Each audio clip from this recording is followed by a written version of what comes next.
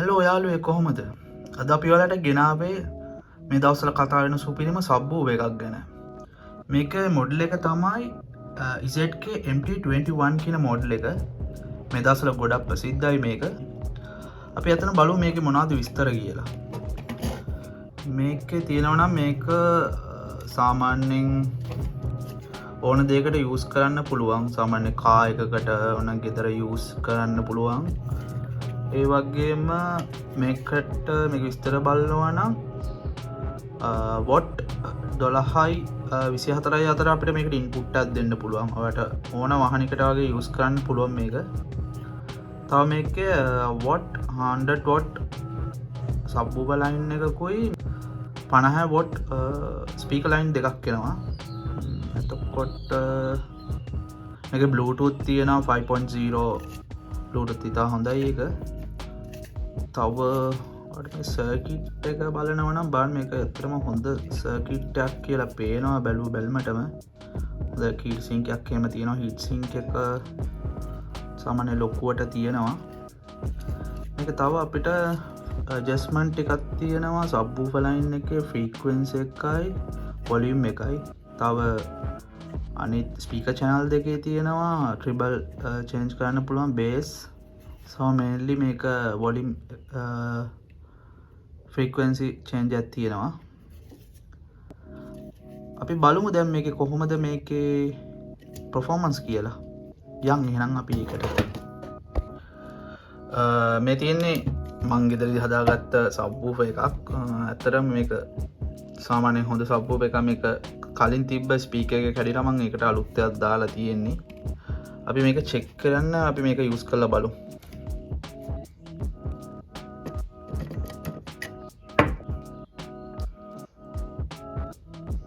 ඔයාලට දැන් පේන ඇති මම මේක සබ්වූෆර් ලයින් එකට මේ ස්පීකර් එක සෙට් කරන් තියෙනවා. තව මේ ස්පීකර් අවුට් එකට අපි මේ මං ගාව තිබ්බ අර මේ පරණ ස්පීකර් එක සෙට් කරලා තියෙනවා.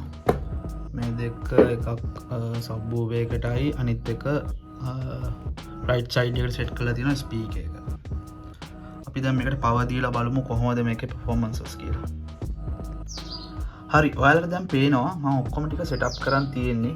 මෙතන ස්පීකර් සබ්වූෆර් ස්පීකර් එකට සෙට් කරන් තියෙනවා සබ්වූෆර් ලයින් එක. තව මම මේ ස්පීකර් ලයින් එකට සෙට් කරන් තියෙනවා මෙතන ස්පීකර් ලයින් එකේ අවුට් එක. මෙතන 19 වෝල්ට් දීලා තියෙනවා මම ලැප්ටොප් චාර්ජර් එකකින්.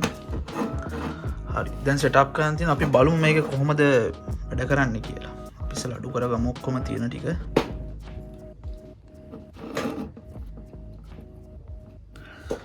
හරි අපි දැන් බලමු මේක ඔන් කරලා කොහොමද මේකේ සවුන්ඩ් ඒ වගේම කොහොමද ෆන්ක්ෂන් කරන්න කියලා. හරි මේක ඔන් වුණා.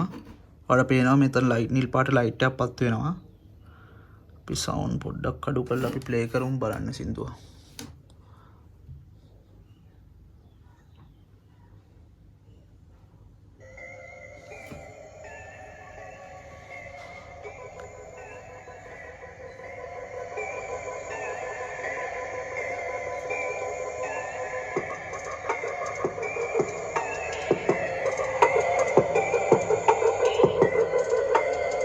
තාම මම මේකේ බේස් මුකුත් වැඩි කරලා නැහැ.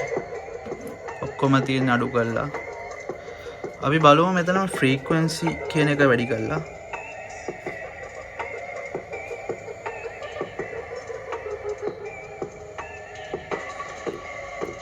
අපි මෙතන වොලියුම් බේස් සබ්වූෆර් වොලියුම් එකත් වැඩි කරලා බලමු. ඔයාලට දැන් තේරෙනවා මේකේ බේස් වැඩි වෙනවා පොඩ පොඩ.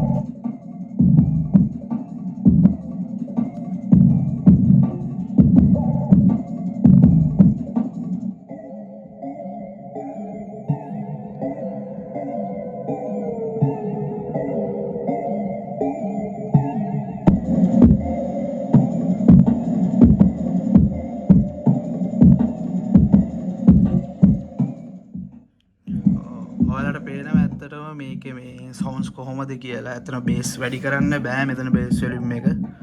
මේ ස්පීකර් මදි. තාම හොඳ බේස් එකක් තියෙනවා. ඇත්තටම කියන්න ඕනේ මේකේ ගානේ හැටියටයි මේකේ තියෙන සයිස් එකේ හැටියටයි මං හිතුවට ඇත්තටම හොඳ බේස් එකක් සහ වොලියුම් එකක් හොඳට තියෙනවා. මට මේ වොලියුම් වැඩි කරන්නත් බෑ ඇත්තටම කිව්වොත් එහෙම. මේ ඔහොම තමයි මේකේ තියෙන වොලියුම් එකයි මේකේ රිවිව් එකයි ඉතින් වෙන්නේ. ඔයා කමෙන්ට් එකක් දාන්න ඔයාලට මොනවද මේක හිතෙන්නේ තව දැනගන්න මොන හරි තියෙනවද ඒ වගේම අවශ්‍ය දේවල් මං උත්තර දෙන්නම් සහ මං තව වීඩියෝ එකකින් ඔයාලට ගේන්නම්. හරි thank you. අපිව subscribe කරන් යන්න අමතක කරන්න එපා.